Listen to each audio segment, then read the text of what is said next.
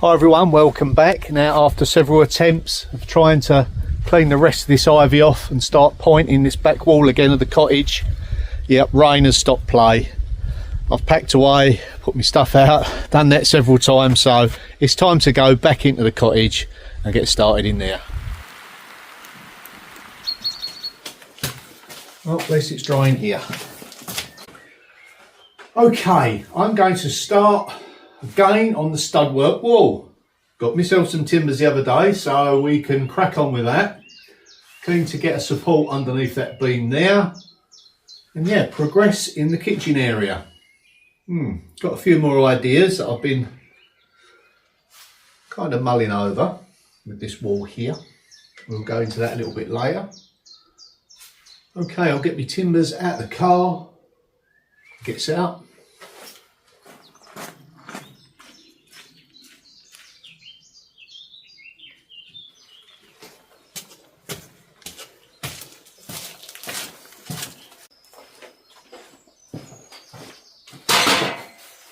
The next thing to do will be put an upright stud in there that will support the header. Now it may be that I render this area first and then put my stud in afterwards, but I'm going to cut the stud to see how it lines up.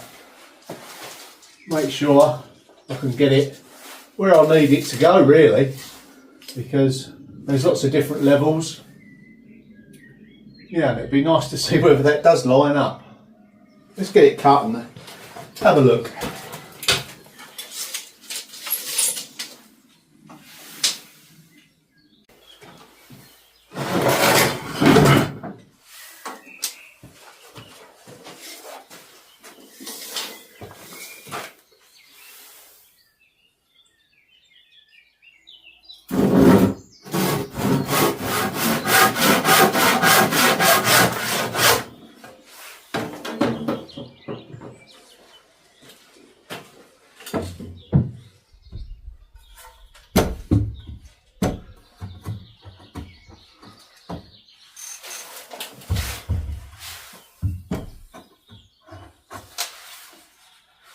I have cut it rather tight, so it forces it up as the beam above it goes up a little bit, so I want to get it right underneath the beam. I can pack it out as well, but just needed it to be quite solid in there. Let's check our levels.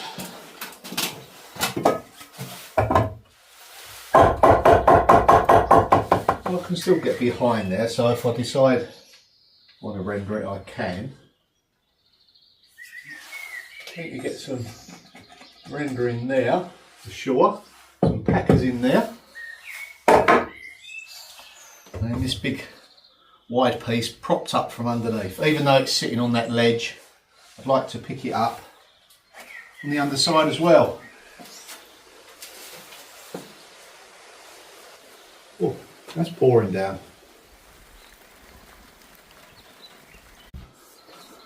So this is where we're at the moment. I can get behind when it comes to rendering. And this piece here, there's a ledge, the wall bulges out there, so it is sitting on that ledge, which is pretty secure. Now we'll put something underneath there, just to really tie it all together. We'll wedge above there.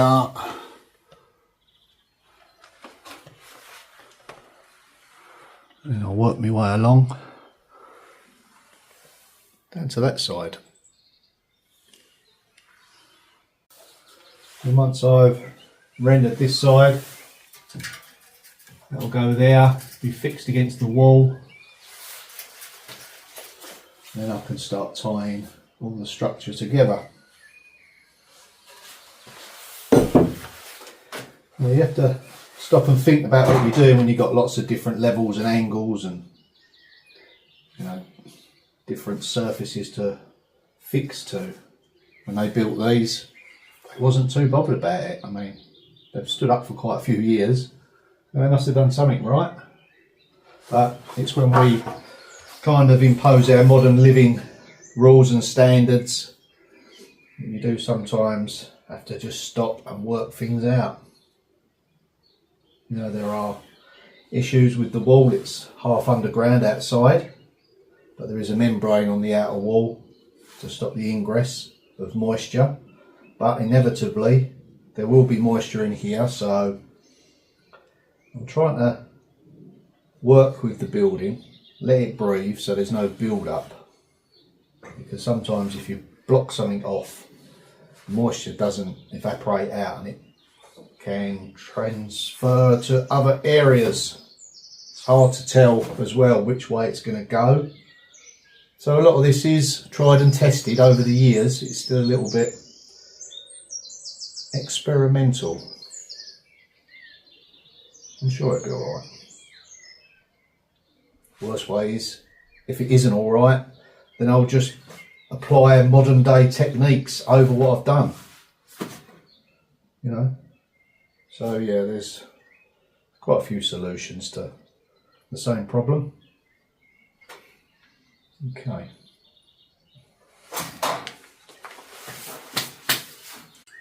Just going to pop on a few brackets, that way if need be I can take the upright off, work behind it, put it back, make my markings where it's level, and once I'm happy where it's meant to be, these can either stay on or come off, you know, it doesn't matter. Just gives me a bit of flexibility to move things about.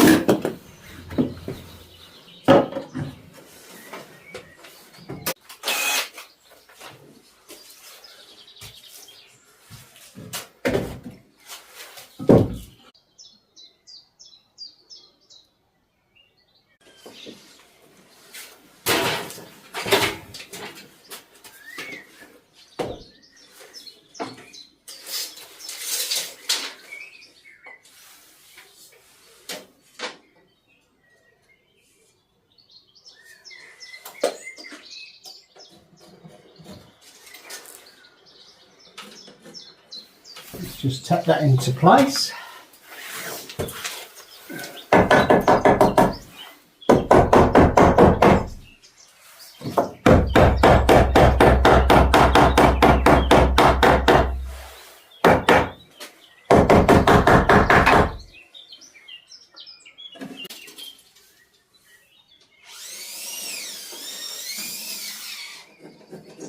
I'll need the timber to finish there, in line with this. So with my offcuts, I'm going to make a good strong post, just connecting them through with these bits. A bit of blocking in between, and that way I've created a very solid post in that area, just with the offcuts. And then it will tie in with my levels and my design. Sometimes it works out, not every time.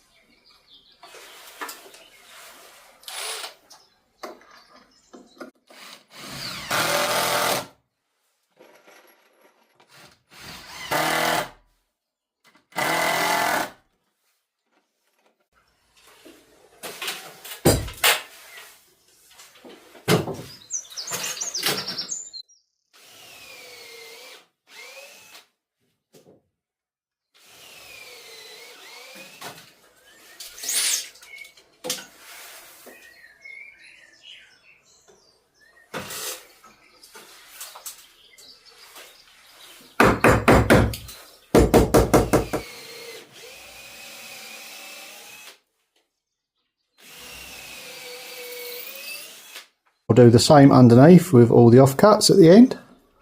That way we've got a very strong supporting post. Just out 3x2s.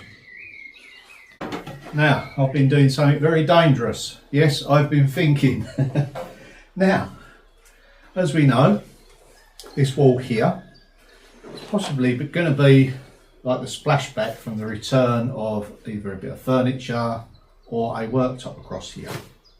What I was thinking is maybe this top section, above whatever level we're going to come off of here, maybe I'll insert some glass panels in there. Now whether that be glass blocks or bottles, you know, you can cut bottles in half and line them up through there. You get a coloured glass or you can get a clear glass, lets the light through. Another way to lighten this area up is put a shelf on the top and then on the underside of that some LED. So you don't actually see the light, but you get the natural effects from it. So that's a few options I've got with keeping this area nice and light and open, but at the same time picking up all of the support issues with this old building. You know, it is slowly getting stronger and stronger. So there's lots of things for me to factor in when I'm designing and rebuilding. But, you know, apart from the elephant in the room, that big beam that needs addressing, we've pretty much tackled everything. Now when it comes to the beam, I've had a look about a few wood yards, and because of the dimensions of the beam, it's not something that's readily available. They're all away on Easter at the moment. They have quite long holidays, the sawmills here, so I will be addressing that issue in the coming weeks, but I've got plenty of other stuff I can still be getting on with. It's all acroed up and supported, so that's not an issue. Yeah, because of its dimensions, they're not readily available. I thought I found one the other day, but it was just too small. I've got another wood yard to try once they reopen. It actually looks darker on camera than actual in real life. I think that's because of the different light sources. The camera can't deal with it properly, so it's not as dark as it appears on camera, believe it or not. I've got some nice glass panel doors somewhere that I was keen to put some lights behind. Let me show you those. They're oh, they was here.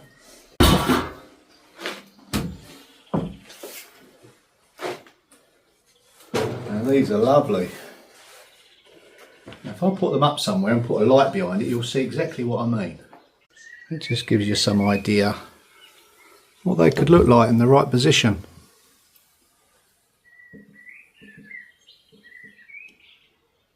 It's probably best illustrated with natural light behind them. Okay, now the same this end. Measurement.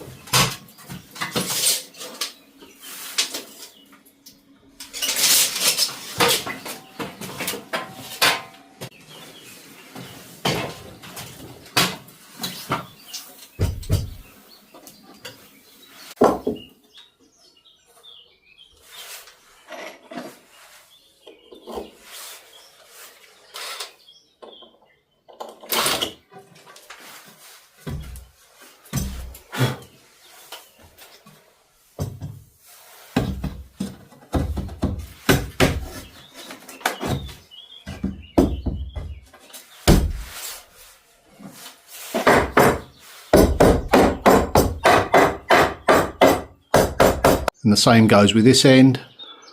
I will put something underneath so it is propped from the floor, even though it is still on that ledge.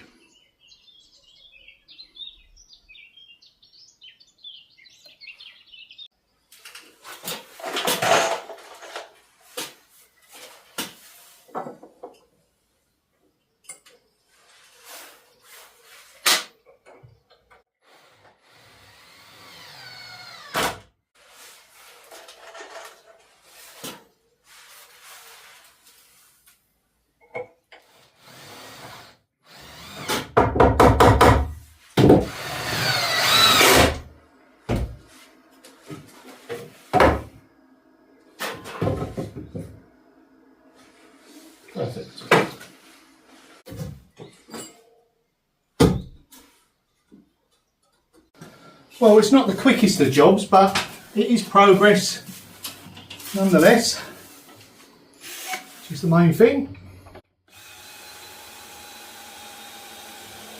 You know, normal stud work, sole plate header, upright studs, you know, you normally just whiz along with it, but obviously this is a little bit different than the normal. It's just adding to the basic fabric of the building. You know, I'm not altering it in any way, I'm just adding to it, so it's preserving what's there whilst giving me some modern conveniences like a flat straight wall.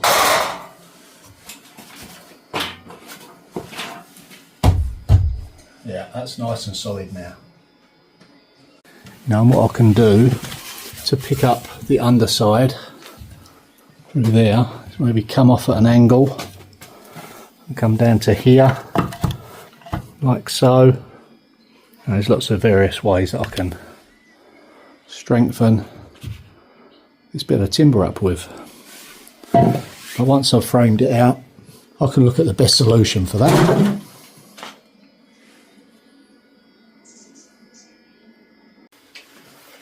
Now, what do you think of these old properties? Would you take one on? Have you took one on? How are you getting on with it? It certainly keep you on your toes, that's for sure. Not for everyone though.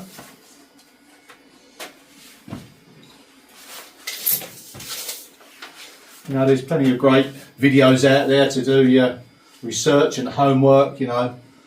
Lots of people are doing it. And it's good that everything's getting shared like that. Just make sure you stay safe whilst doing it. Now hopefully when the weather gets a bit better, I'll go back outside and continue working on the rear of the wall here. Getting that pointed up nicely with the lime.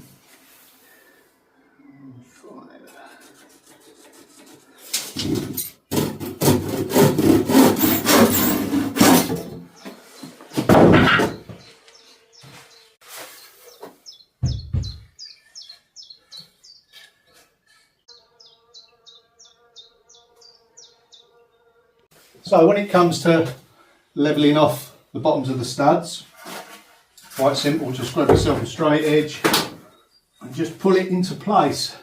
As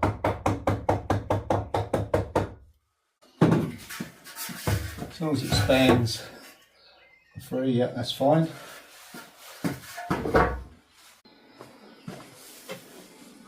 Quite a nice deep void here, so once you bring your insulation out, it's still going to be, you know, a sizable void to maybe create something there. You know, the worktop's going to be, say, there, a little cubby hole across there maybe, you know. Storage is key, I think, in a tight, compact area. Well-designed kitchen.